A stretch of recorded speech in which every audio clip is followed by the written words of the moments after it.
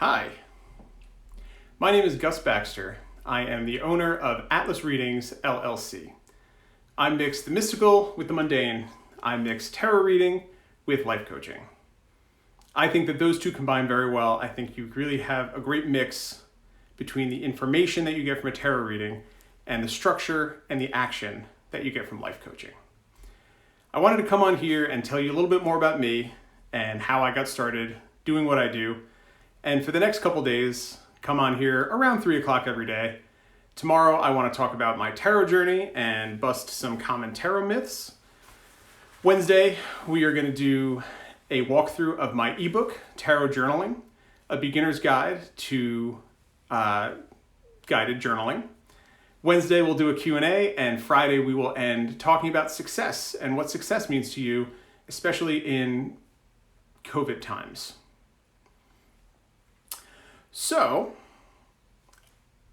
I started Atlas Readings in 2019 as an opportunity for me to connect with other people and help people through transitions in their lives. A lot of this came from my background and the way that I dealt with transitions.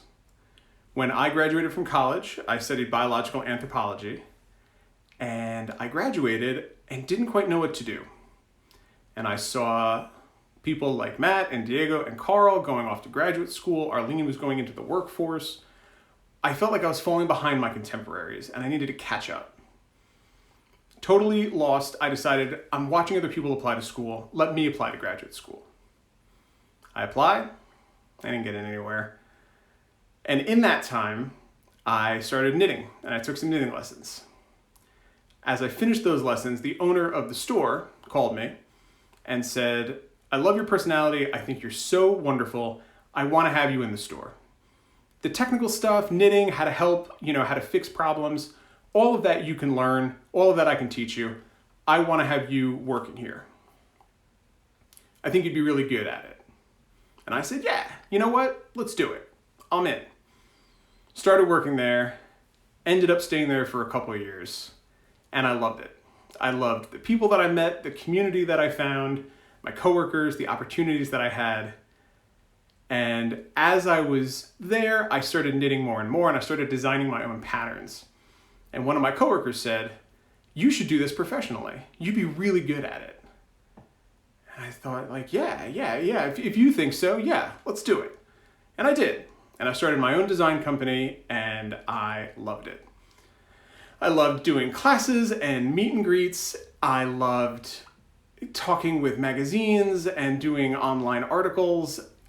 I loved all the opportunities that I had. And then at the end of that kind of arc in my life, I was offered a job at a publishing company, a craft publication company in Colorado. I was really unsure about what that opportunity was going to give me or what I was going to do.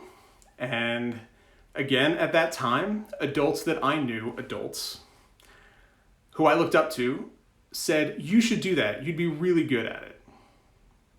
And I said, "Yeah, okay."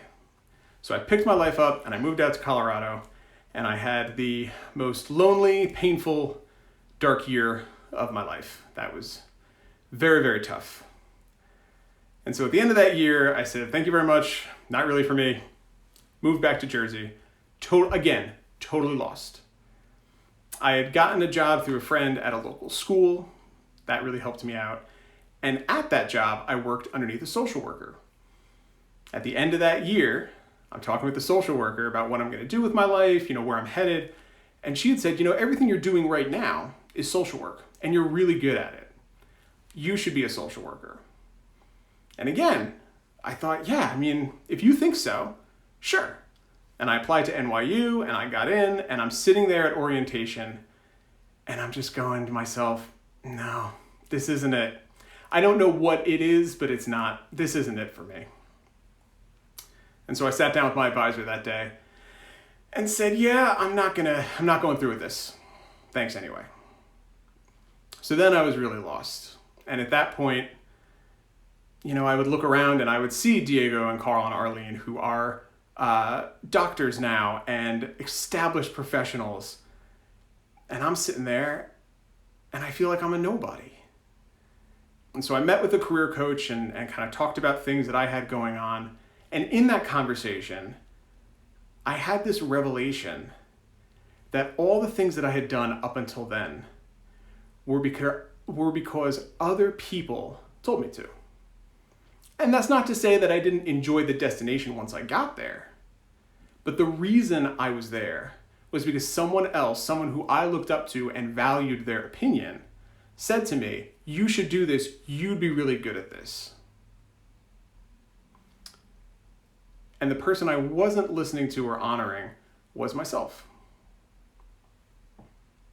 So I had lived my life fulfilling other people's expectations.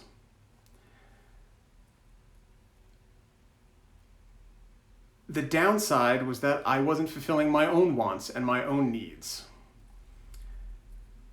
I had been reading tarot for about 15 years prior to starting this company, and I'm going to get into my tarot journey and that story tomorrow. I had been reading for other people for a few years, and I started reading professionally about a year before I started Atlas Readings. And I really love connecting with people that way, helping them see situations from different perspectives and looking at the cards as opportunities.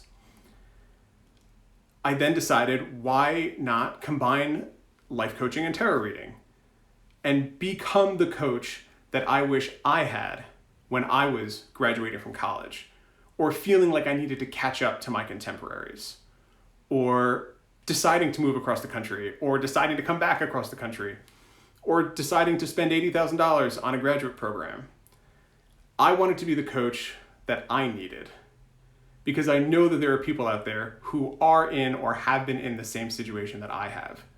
And having that person to help you slow down, to help you take stock, and to help you understand what you really want in that situation, and to help you cultivate the strength to focus on what your heart is telling you to do, not to take the easy way out and to grab onto the first branch, the first thing that someone else says you'd be good at, because that's the easy way, but to focus on what you really want and follow your own path in life.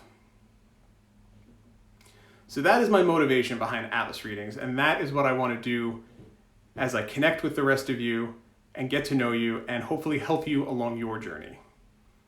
Transitions are scary. They're unsettling and unsure times in our lives, but they are times when we can really take the reins and be the one who's in control of where our life goes. That is it for today. I'm looking forward to talking to you tomorrow. We're going to go into my tarot journey and how I got started with tarot, and we are going to bust 4 common tarot myths and misconceptions. So I look forward to talking to you tomorrow.